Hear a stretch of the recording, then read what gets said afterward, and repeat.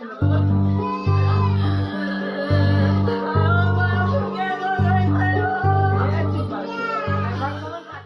कश्मीर में हुए आतंकी हमले में बिहार के एक शख्स की जान चली गई।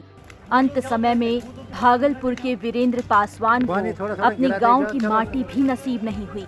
श्रीनगर प्रशासन ने डेड बॉडी को एयरलिफ्ट कर बिहार भेजने की सुविधा दी थी, लेकिन बिहार के प्रशासनिक महकमे की दिलचस्पी न होने के चलते वीरेंद्र पासवान का श्रीनगर में ही अंतिम संस्कार कर दिया गया।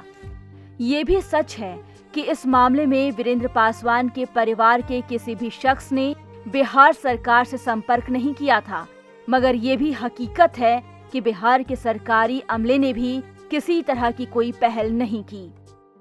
इस मामले में भागलपुर डीएम का कहना है कि परिजनों की सहमति के बाद मृतक का श्रीनगर में अंतिम संस्कार किया गया था। वहीं वीरेंद्र पासवान की पत्नी ने भागलपुर डीएम पर भी झूठ बोलने का आरोप लगाया है। उनका कहना है कि वो अपने पति के पार्थिव शरीर के अंतिम दर्शन करना चाहती थी, लेकिन किसी ने मदद नहीं की। वैसे जो इस मौत पर सियासत करने वाले हैं, वो अपनी जमीन जरूर मजबूत करने में लगे हैं। जम्मू कश्मीर के पूर्व मुख्यमंत्री उमर अब्दुल्ला ने ट्वीट कर कहा है, कितनी शर्म की बात है कि जम्मू कश्मीर सरकार में किसी ने भी वीरेंद्र पासवान के परिवार को उनके पार्थिव शरीर के साथ बिहार वापस लाने में मदद नहीं की। जम्मू कश्मीर ने सांसदों और मंत्रियों के आवभगत पर लाखों रुपए खर्च किए होंगे, लेकिन इसके लिए कोई पैसा नहीं मिला।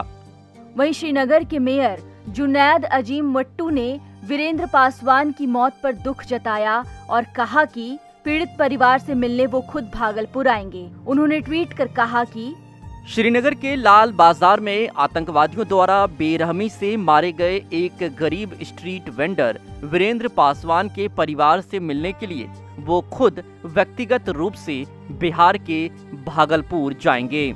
उनका परिवार हमारी हर अंतिम सहानुभूति, नैतिक समर्थन और स्नेह का हकदार है।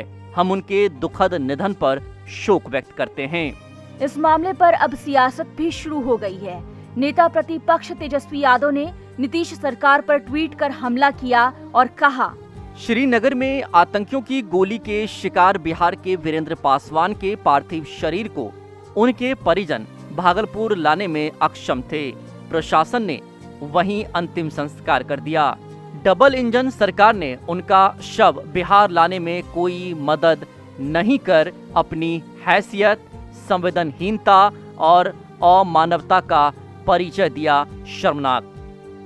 दूसरी तरफ कांग्रेस विधायक दल के नेता अजीत शर्मा ने भी गुरुवार को पीड़ित परिवार से मुलाकात की और उन्हें मदद दिलाने का भरोसा जताया। देखिए, जो सिस्टम है सरकार का, पहली बात की आतंकवादी से मारा गया, ये तो वहाँ के पहले उनके सब को भेजना चाहिए था परिवार के बीच। क्योंकि पत्नी है, बच्चे हैं, वह नहीं भेजा गया, यह तो बिल्कुल गलत है। ये सरकार का नाकामी है, चाहे वो बिहार सरकार हो, केंद्र सरकार हो। कोई भी किसी का परिवार का आदमी कहीं रहता है और उसकी मौत होती है तो कम से कम उसके परिवार को भेजिए। और माननीय प्रधानमंत्री जी कहते हैं कि आतंकवाद खत्म हो गया। एक नमूना है कि ये वीरेंद्र पासवान जी का जो आतंकवादी से देहांत होता है, ये बहुत ही दुखद है।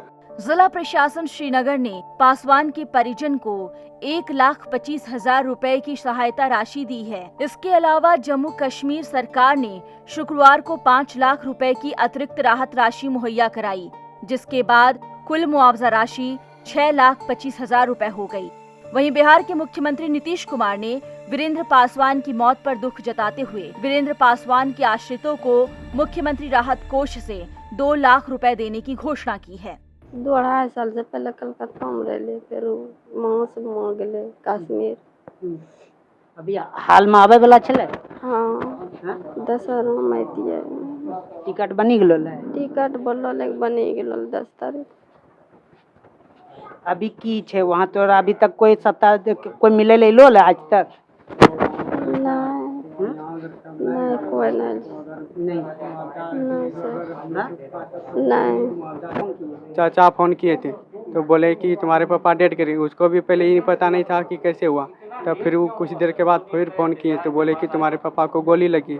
तब फिर फोन किए, तब पता चला सिर में गोली लगी 2 और आतंकवादी के जरिए मारा गई।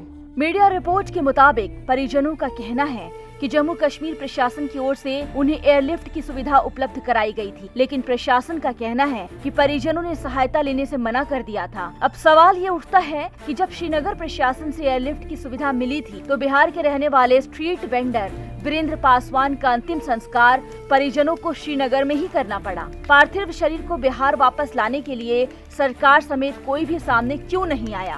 Bureau report, ETV Bharat.